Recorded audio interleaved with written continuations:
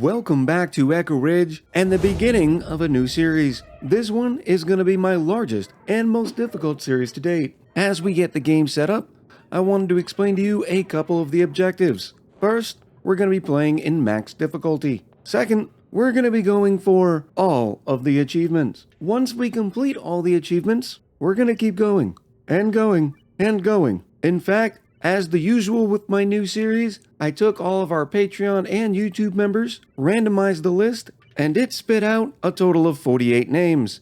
So we will eventually have at least 48 duplicants scattered throughout the star map. Now, planetoid selection is starting to get a little difficult. The reason why is because we play a lot of colonies, whether it be here on YouTube or over on Twitch. Which, by the way, if you can't catch us live, you can always head over to Echo Ridge Unabridged, where I upload all those VODs just to make sure you have an opportunity to watch them on your own time. But the point being is, we've done a lot of these planetoids. But because the nature of this is going to be max difficulty and all the achievements, I figured we'd start on one of the planetoids that has a slim chance of survival. And those two are a moonlit cluster flipped or the moonlit cluster radioactive ocean. Well, we just finished up a live series using the flipped asteroid, so I don't want to start here again. So we're going to go to the old radioactive ocean.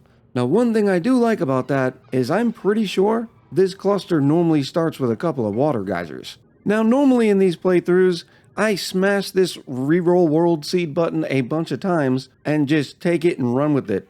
This case, I'm going to go ahead and give myself a small advantage. After all, we're already going to be playing on maximum difficulty, which includes ravenous hunger, threadbare durability, frankly depressing stress, outbreak-prone disease, draconian morale, and critical mass radiation.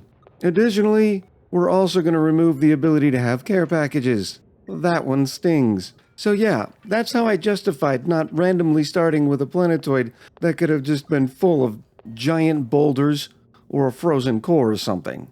On another note, we are also playing with all three story traits, which is another reason why I didn't want to take the chance of starting with medium boulders, for instance, because we are already having a lot of the space on this very tiny planetoid taken up by the story traits. I was getting ready to hit the start game button and I realized, oh, I feel nervous. For those of you who don't know, achievement runs are already difficult enough, but the fact that we're doing it on max difficulty without care packages, let's just go ahead and put it out there. There's a very likely chance that we're just going to outright fail on this achievement run. But we're going to give it our best shot, huh? Our starting dupe selection's a little bit different than it normally would be.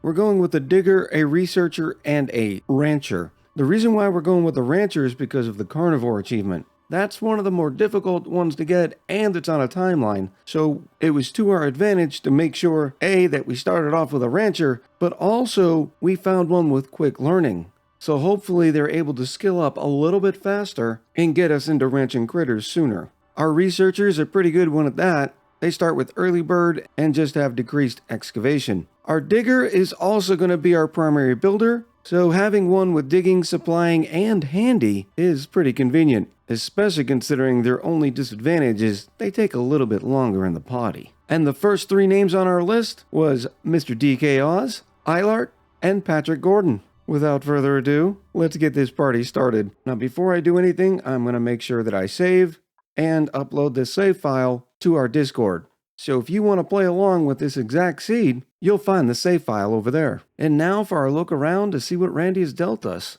Oh my goodness, that's already space. I mean, that's just a stone's throw. It also looks like we found the source of our saltwater geyser, which you may be thinking, oh, well, that's good. Except for the fact that if it is right around here, and it is spewing out hot salt water, we're in a little bit of trouble. I do like the fact that we're seeing all this hexalin fruit, especially because we have hungry boys, and I don't know how quickly we're going to be able to get food going. Speaking of which, this is a list of every last achievement that you can earn, and oxygen not included. I have done a previous achievement run, but it was before they added additional spaced out achievements. So some of these I still don't have under my Steam profile. We're going to change that. But the reason why I'm showing you this now is because of the carnivore achievement. We have to eat 400,000 calories worth of critter meat before the 100th cycle. Now, the fact that we're on max difficulty and all of our duplicants have the ravenous appetite, it actually makes carnivore a little bit easier because your duplicants eat 2,000 calories per cycle instead of the standard one. I say a little less difficult, but just getting to the point where we can start working on carnivore is a lot more difficult in max difficulty. Another couple that we pay attention to before we really unlock the rest of the game is locavore and super sustainable. Now locavore, because you can't plant anything until you consume 400,000 calories. But once you eat the 400,000 calories worth of food and earn the achievement, well then we can go ahead and plant things. And then finally we are also hamstrung on power, because we will not be able to create a natural gas generator, a petroleum generator, a wood burner, or a coal generator until we generate 240,000 kilojoules worth of energy.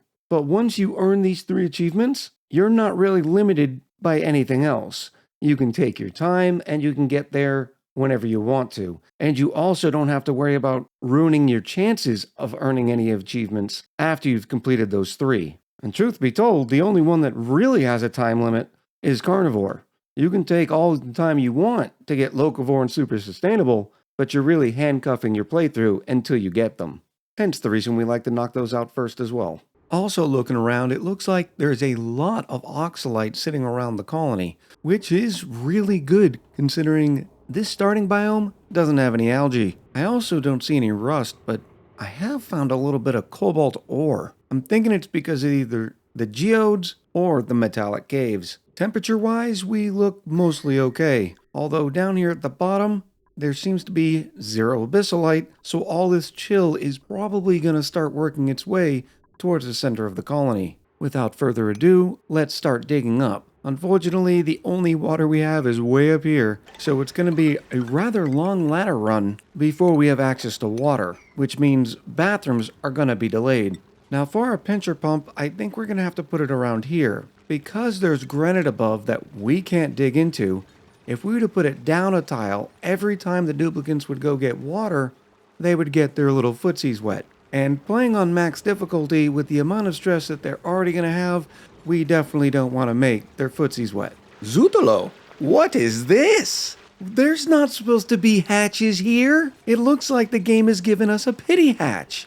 Just to make sure, I went to the star map to confirm that we're on the right planetoid, and yes, we are. But as you can see, it's only a forest biome. And if you go to your database and type in biomes, you can actually get a description of every biome in the game. Taking a quick look at the forest, it shows you all the elements that appear in it, but more importantly, it'll show you the plants and the critters that it's willing to spawn. Notice there's no hatch, only shine bugs and pips. Speaking of food, we're going to be very careful about not digging out any of this wild planted mealwood. We're also going to be enabling harvest on all of it because every little bit of food will help. Our dupes have finally made it up to the top, so we're going to be able to put in that pitcher pump, which is good because we're almost at the end of the cycle and we don't have any bathrooms yet. So just as a quick stopgap, we're going to put down 1 outhouse and 1 wash basin just to make sure the dupes don't soil themselves. Trying to figure out where to put the cots. I think they're going to end up going here, but once again, we're going to be very careful not to dig out anything we're not supposed to.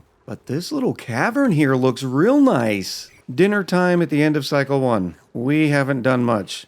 We do have our 1 outhouse and 1 sink, but it looks like the dupes are going to end up sleeping on the floor. That's going to cause them to get a little bit of a sore back.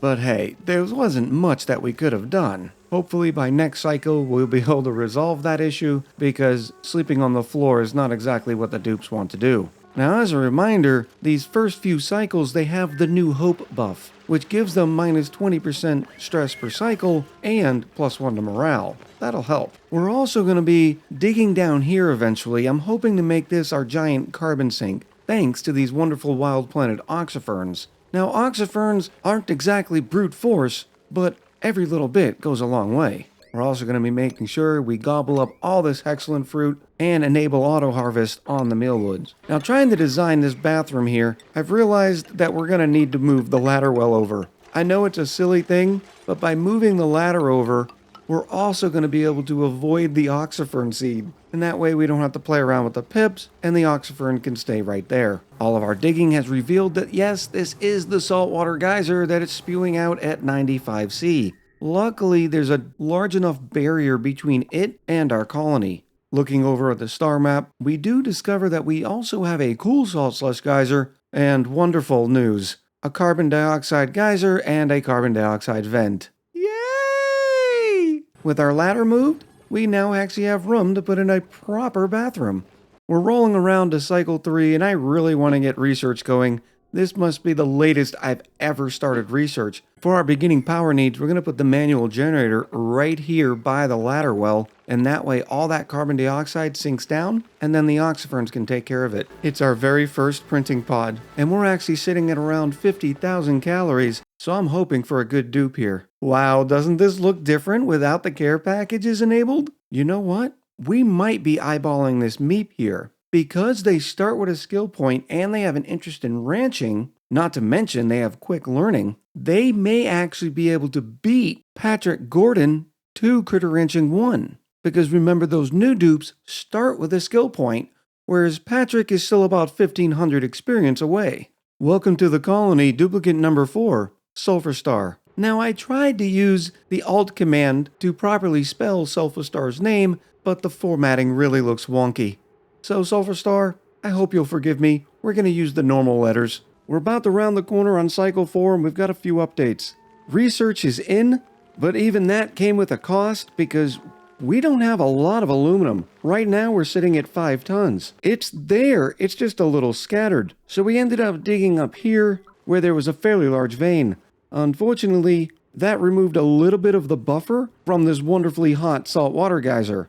But I'm hoping that it will go off enough to where this water level will fill, and then the saltwater geyser will stifle itself. We'll see. It's not going to be that big of a deal because, again, we're not growing plants. Well, other than naturally growing plants. On the research front, we're going to go directly towards mess tables because the morale is going to be an issue very shortly, and starting off with a mess hall will help mitigate those issues. Then we're going to go grab jumbo battery, then into advanced research, because after advanced research, we need to hightail it to electrolyzers. Because this planetoid doesn't have algae, and I also don't see any rust. That means the only source of oxygen is going to be the electrolyzer. We're also throwing in a couple of ration boxes down here. This is going to be a nice carbon dioxide sink, which is going to be helpful because we're going to be getting rid of this ration box and putting our supercomputer here. While the duplicants have been doing their responsibilities, I've been doing mine. We've got all the priorities set, with Ilart prioritizing doing research, Mr. DK Oz doing all the building and digging, and then Patrick and Sulfur doing all the ranching. Well, eventually they'll do the ranching. Not right now. Look at all that beautiful oxalite. And we're also adding 3 more mealwoods. Meanwhile, the helpful little pips are also planting some mealwood whenever they find some seeds. And now I'm going to try to get a little tricky. We're going to put a pneumatic door here. I'm going to wait for a couple of the pips to come down here, and then throw some oxyfern seeds in this storage bin. Hopefully, there'll still be enough room for the pips to plant just a few more oxyfern seeds, because with our new dig shaft, these 2 are not going to be very helpful there. Same with this one, and this one here. Lots of oxyferns, they're just not planted where we want. We'll also dig up this mirthleaf seed and grab all the other ones that we find. That way this pip isn't interfered with appropriate oxyfern planting. I mean, a bathroom seems like a perfect place to hide the seeds. What? The bathroom's not a great seed vault? We have finished up research on the jumbo battery, but unfortunately one of the pips planted an arbor tree right in the spot. So we'll dig that one up, and then we'll put the jumbo battery right here.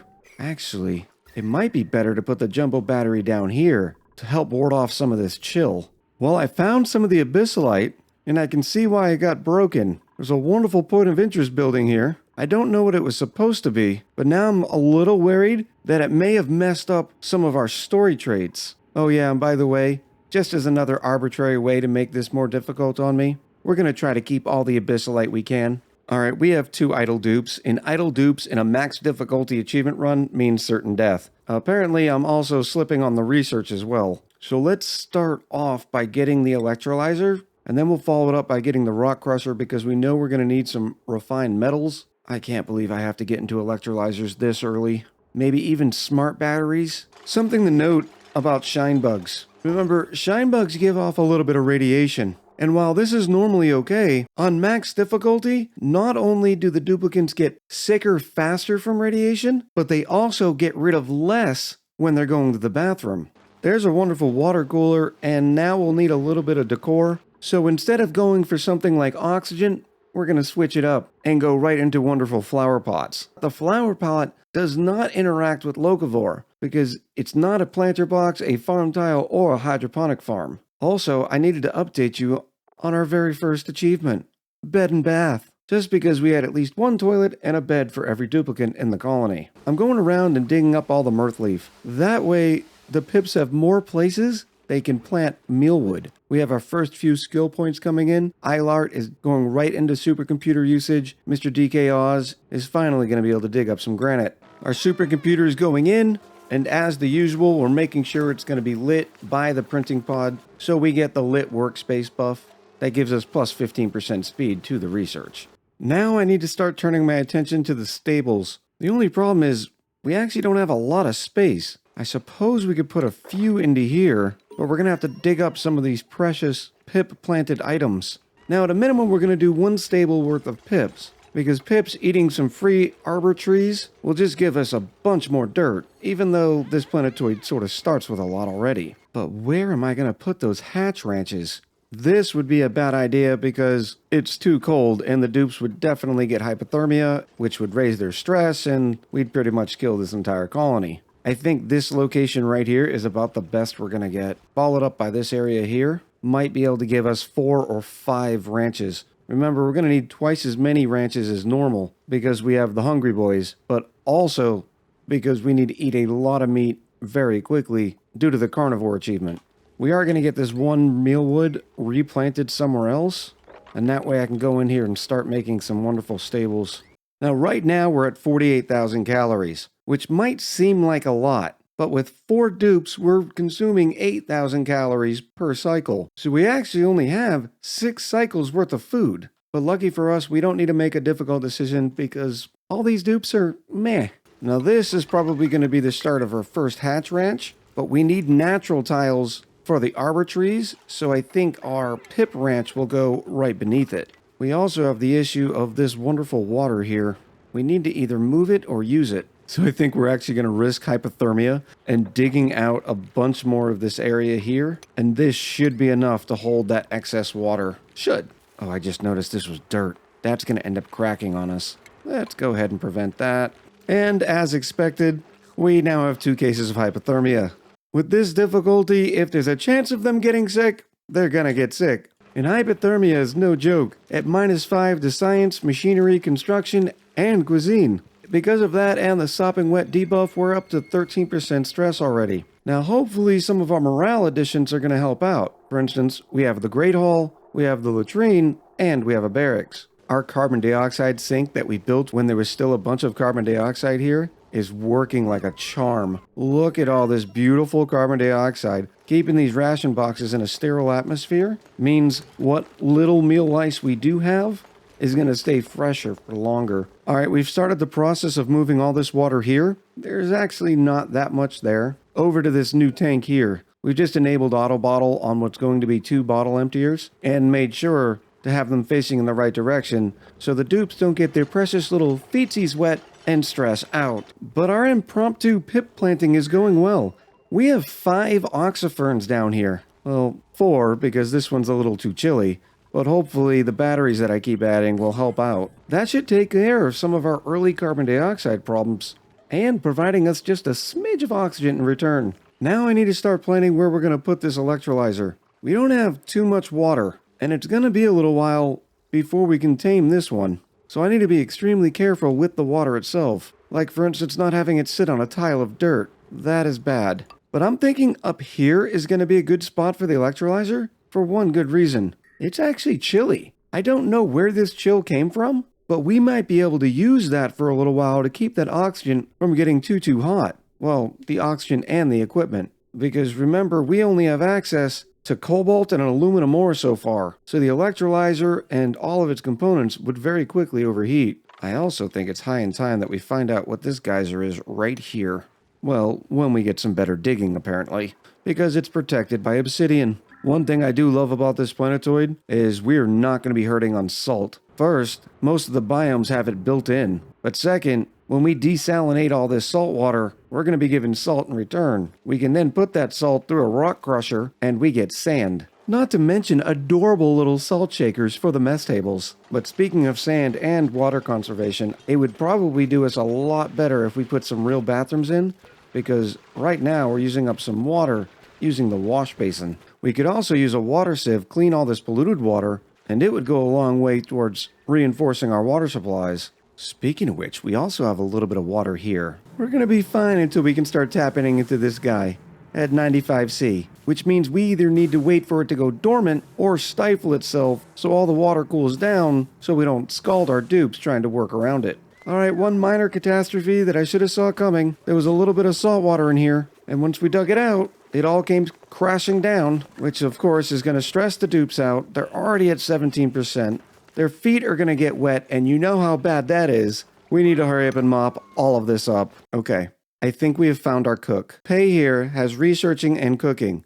We don't really care about the researching, but the +7 to science means that they're going to be able to level up quicker. They also are quick learning, and their only bad thing is they have decreased medicine and decreased construction. Not a huge deal breaker. Welcome to dupe number 5, Eric W. With the addition of Eric W, that gets us to 5 duplicants, and we only have 22,000 calories. We also need to start rushing towards that electrolyzer because all this oxalite isn't going to last much longer, but that's going to have to wait for the next episode. Let me know if you're excited for this new series and what you think about our progress so far in the comments below. I really do hope you like it because this series is going to last months. So until next time, happy gaming, and I'll talk to you soon.